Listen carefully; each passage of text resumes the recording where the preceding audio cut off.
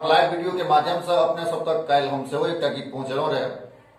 आइ एकटा सेहो गीत लऽ कऽ उपस्थित छी। ई गीत जे एखन अपने सबके सुनाबऽ जा रहल छी, एकटा चिर परिचित गीतकार आ उद्घोषक अपने सब जरूर सुनना, जिनका गीत हम बहुत रास गेने छी और आबे वाला अछि गीत लोकगीत। अंकुर दीवाना जी छथि, हुनकर लिखल एकटा गीत अपने सबके सुनाबी।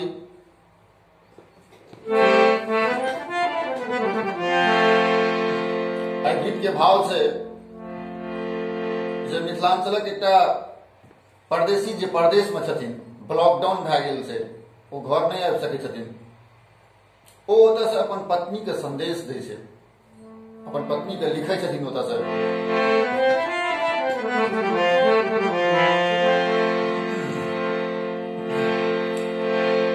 हे ये हमर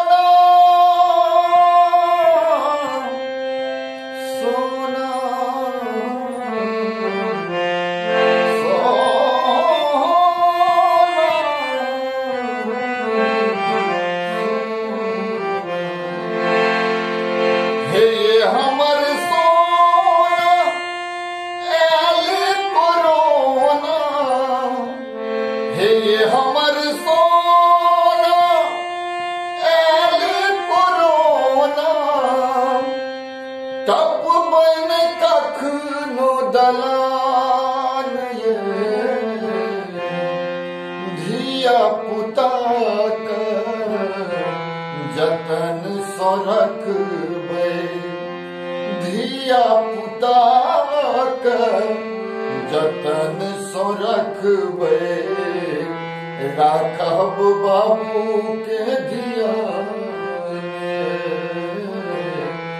राखब बाबू के ध्यान।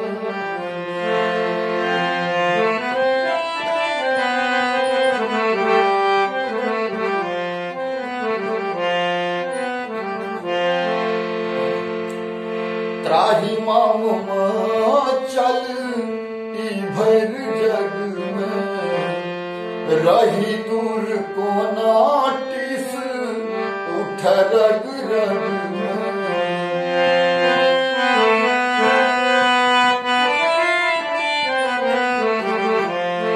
त्राही मांग उठल ई भर जग में, रही दूर कोना टिस उठ रग रग में। बंद भेल ट्रेन बस आबि गाम कोना, बंद भेल ट्रेन बस आबि गाम कोना, अही पर लटकल परान ये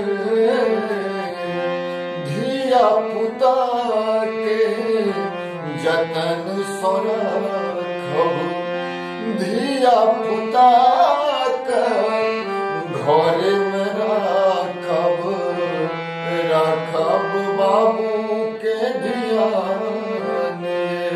हे ये सोना ये राखब बाबू के ध्यान।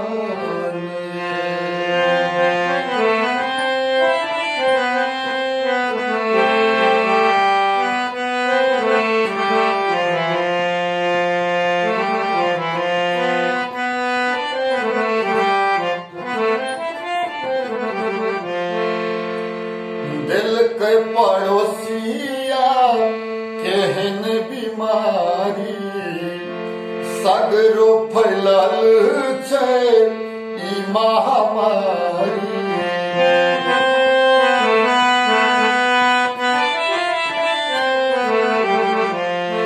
दिल के पड़ोसिया केहन बीमारी, सगरो फैलल छै महामारी। डेगे डेगे कर्फ्यू लागल छै, डेगे डेगे कर्फ्यू लागल छै, भऽ गेल पूरा लॉकडाउन ये धिया पुता के जतन सो रखब, धिया पुता जतन सो राखब राखब बाबू के ध्यान हे ये सोना ये राखब बाबू के ध्यान।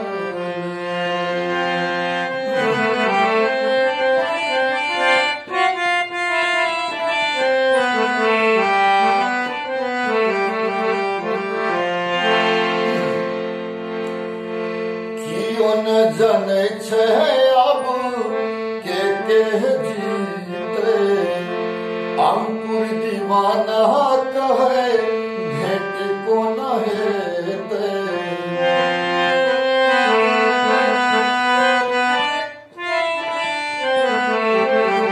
कियो न जने छे अब के जीते अंकुर कहैया सोना भेंट को न हेते अविनाश कहा धनी एना को न रहबै अविनाश कहा धनी एना को न रहबै मन लग झूर जवान ये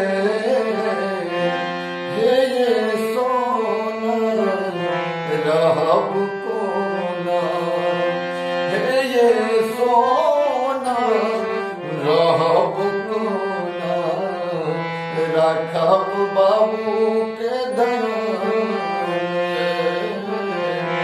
राखब बाबू के धन हे ये हमर सोना एलै कोरोना हे हमर सोना एलै कोरोना टपबै न कखनो दलान धिया पुता के जतन सो राखब धिया पुता के जतन सो राखब राखब बाबू के ध्यान हे ये सोना राखब बाबू के ध्यान राखब बाबू के ध्यान।